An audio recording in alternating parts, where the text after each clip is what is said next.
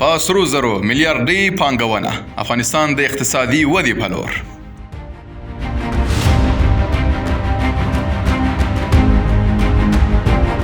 افغانستان په شمال ختیځو غرونو کې یو پټه خزانه پرته ده چې پیړۍ د نړۍ پام ځان ته اړولی دی.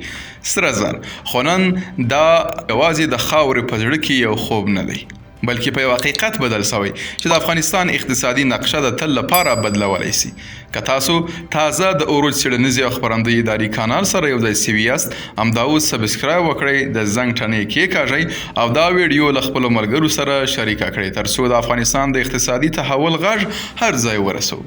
افغانستان د بدخشان، تخار، بغلان، کندوز، بادغیس، غزني او کندهار په ولایتونو کې د 100 څخه زیاتو د سرو زرو کانونو په درلودلو سره په سیمه کې د طبیعي سرچینو له پلوه یو له بډایه هیوادونو څخه شمیرل کیږي. اوس د استخراج د نوو پروژو په پلي کېدو سره دا پراخې سرچینې په عصري او تخصصي ډول د هیواد اقتصاد ته داخليږي. د تخار د سرو زرو د کان لویه پروژه د افغانستان په اقتصاد کې یو تاریخي ګام. د تخار ولایت په چعاب ولسوالۍ کې یو بې ساره پروژه روانه ده. یو معتبر چینایي شرکت د افغان پانګوالو په همکاري د 350 میلیون ډالرو پانګونې په تخصیص سره د سرو زرو له یوې لویې کان څخه د استخراج پیل کړی دی. دا پروژه چې په 12 کیلومتره مربع ځمکه کې خپره ده د 15 کلونو لپاره پلان شوې او د نړیوالو معیارونو سره سم روانه ده.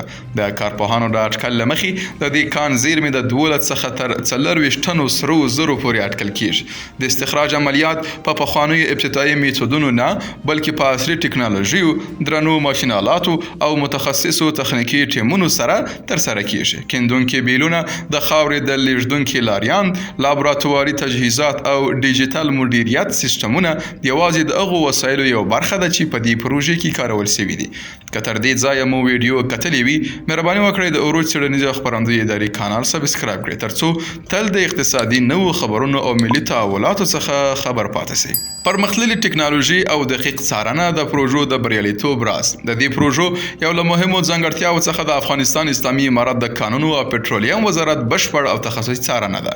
قانونه د تخنیکي ټیمونو له لارې سروي او څېړل او سکیچ بندي شوي دي او د استخراج ټول فعالیتونه په رسمي جواز او د دولت تر څارنې لاندې ترسره کیږي. همدارنګه د دې پروژو سره له نړیوالو شرکتونو څخه هیواد ته د تخنیکي او تخصصي پوهې لیږد ګړندی شوی دی. دا موضوع کولی شي په منځمهاله موده کې د کورنیو متخصصو ځواکونو په جوړېدو، د زده کړو د فرصتونو په رامنځته کولو او د افغانستان د صنعتي ظرفیتونو په پراختیا کې مرسته وکړي.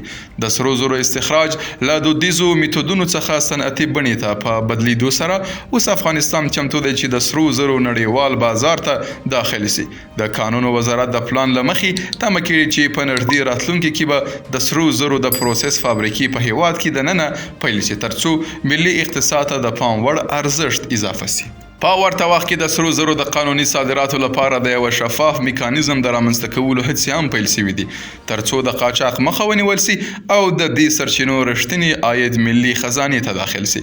دا ډول پروژې نه یوازې زرګونه مستقیم او غیر مستقیم کاري فرصتونه رامنځته کولی شي، بلکې د داسې راتلونکي زیری ورکوي چې په هغه کې به افغانستان د خپلو داخلي شتمنیو په تکیه په یو خودکفا، باثباته او پرمختللي هیواد بدل شي. که تاسو هم باور لرئ چې دا خاوره د ودې، ثبات او پرمختګ مستحق ده، مهرباني وکړئ دا ویډیو لایک کړئ، خپل نظرونه له موږ سره شریک کړئ او له خپلو ملګرو سره یې شریک کړئ. په یاد ولرئ د افغانستان له زړه څخه د هیله بښونکو اقتصادي او حقیقي کیسو د تعقیب لپاره همدا اوس د اوروج څېړنیز او خپرندوی اداري کانال سبسکرایب کړئ او د زنګ ټنۍ کېکاږئ ترڅو هیڅ ویډیو له لاسه ورنه کړئ.